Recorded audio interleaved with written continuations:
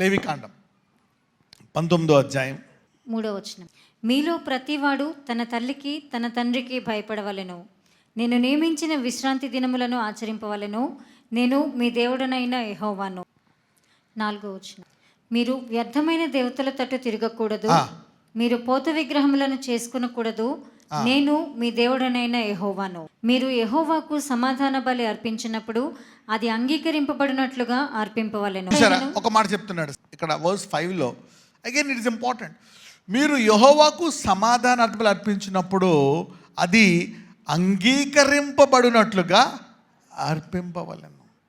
You see that you should give what is acceptable to God. ఆయనకి ఏది ఇష్టమో తెలుసుకుని ఇవ్వాలా. So you need to know what he likes. మీరు బలి అర్పించినాడైనను మరునాడైనను దాన్ని తినవలెను. 3వ నాటి వరకు మిగిలి ఉన్న దానిని అగ్నితో కాల్చివేయవలెను. 3వ నాడు దానిలో కొంచెమైనను తినిన ఎడల అది హేయమగును, అది అంగీకరింపబడదు. అంటే ఇక్కడ అదేంటది, ఫ్రిడ్జ్లో పెట్టుకుంటే ఏం కాదు కదా, ఫ్రోజన్ ఫుడ్, అవును కదా, ఫ్రోజన్ ఫుడ్.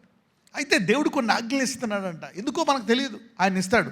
అయితే మన్నా గురించి ఒక ఆజ్ఞ ఇచ్చాడు. ఏమి ఇచ్చాడు తెలుసా? మన్నా ఏ పూట కాపూట ఆ రోజు పొద్దున్న మధ్యాహ్నం సాయంకాలం తినేసేయాలి. మళ్ళీ నెక్స్ట్ డే మళ్ళీ ఫ్రెష్గా ఏరుకోవాలి. అదొక రూల్ అంతే. అంటే అదొక సహవాసం అనమాట. అదేంటంట? సహవాసం. God want to have a daily relationship. అదొక రూల్ పెట్టాడు అంతే. దాన్ని పాటించి దాన్ని ఏమంటారు?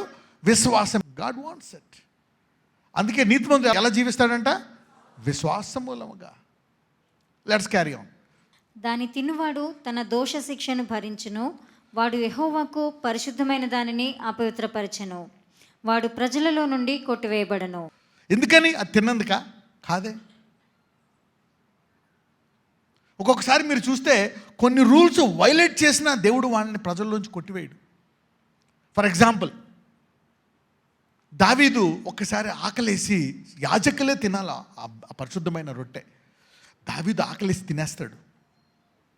అప్పుడు దేవుడు దావీదుని ప్రజల్లోంచి కొట్టివేస్తాడా? మళ్ళా కొత్త నిబంధనలో ఆయన వాళ్ళు ఆ వెన్నులు తింటున్నప్పుడు ఒక మాట వాళ్ళని అడుగుతాడు. మీకు తెలీదా, దావీదు ఆకలేసి యాజకులు మాత్రమే తినాల్సిన పరిశుద్ధమైన రొట్టె తిన్నప్పుడు అతనికి దేవుడు తీర్పు తీర్చలేదు. అతని మీద ఏం చూపించాడంట? కృప. ఎంతమందికి అర్థమైంది? You see that God is not against his rules, but he wants you to follow the rules. అక్కడ దావీదుకి ఆకలి, ఇంకా చనిపోతున్నాడు, సౌలు చంపేయాలని చూస్తున్నాడు. ఎంతమందికి అర్థమవుతుంది? కానీ రూల్స్ ఏంటి? They are some rules.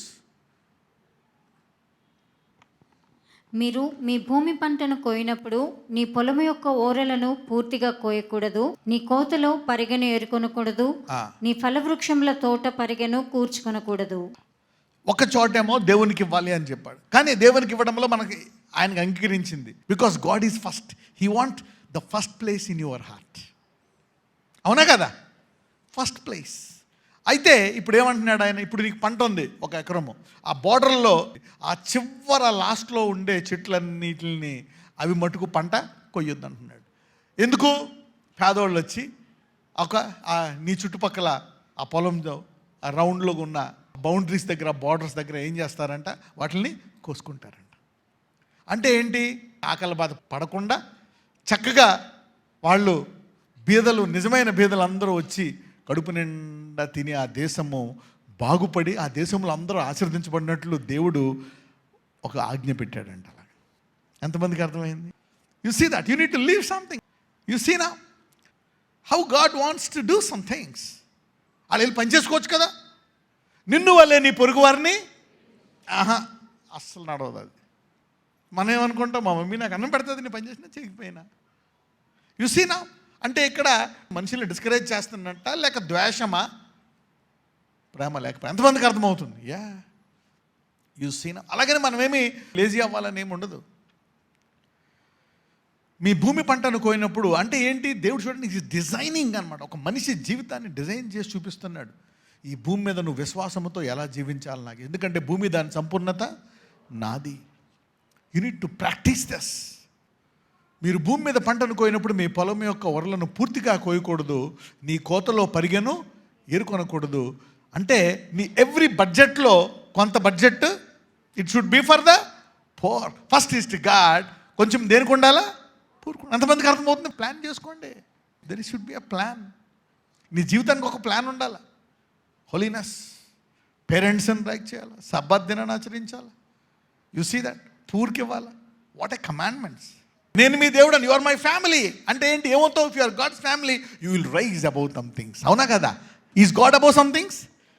దేవుడు అన్ని ఈ భూమి మీద ఉండేటంటే కొంచెం పైన ఉన్నాడా లేదా? You are suppose to be like me. Had we learn from our childhood would have lived totally different. అవునా కదా? You see what God can do in your life if you can change that kind of mindset. నువ్వు అనుకున్న job things నువ్వు దేని గురించి ఎత్తుక్కుంటున్నావో అవి నీ వద్దకు ఎత్తుక్కుంటా వస్తాయి. Let us pray. గాడ్, అయ్యా ఇదిగో ప్రభువా, నీ వాక్యంలో ఐయామ్ నీలాగా ఉండడానికి, నీ గుణముల్లో పాలువాడై ఉండడానికి ఈ రోజు నుంచి నేను నా ఇష్టం వచ్చినట్టు చేస్తున్నాను. నా కోపానికి నేను త్రోవ చూపించాను, నా కంటికి, నా మనసుకి, నా బుద్ధికి వచ్చినట్లు నేను చేశానయ్యా. ఇదిగో ఈ రోజు నుంచి నీకు ఇష్టమైనట్టు నీ చిత్తానుసారంగా జీవించడానికి నేను ఇష్టపడతాను నాయన. ఇదిగో ప్రభువా, నీకేమేమైతే ఇష్టమో వాటి ప్రకారము జీవిస్తాను. లోకం ఎంత గొప్పగా ఉన్నా, ఎలాంటిదైనా సరే ఆ లోక ప్రకారము నేను చేయను నాయన. Lord, I want to be like that. Give me that nature. Give me that good nature, oh Lord, to make others comfortable, to make others feel good, to talk positive about them. Give me that kind of nature, respectable, loving and caring and filled with joy. వాళ్ళు ఆనందపడేటట్లు, వారు సంతోషంగా ఉండేటట్లు, వారు కంఫర్టబుల్గా ఉండేటట్లు. ఎందుకంటే నీకు ఒక పేరు ఉందయ్యా, రెండవ ఆదరణకర్త పరిశుద్ధాత్ముడు. నీవు మొదటి ఆదరణకర్త, ఆదరించువాడువు, తల్లి వల్లే ఆదరించువాడువు. ఏం జరుగుతున్నా అదే రీతిగా అయ్యా ఆదరించువాడిలాగా చెయ్యి. నా మాటలు ఆదరించాలా, నా బుద్ధి ఆదరించాలా, నా ప్రవర్తన ఆదరించాలా, ఆదరించేటట్టు నా జీవితాన్ని మార్చమని నజరేయుడైన యేసునామమున ప్రార్థిస్తున్నాము తండ్రి. ఆమేన్.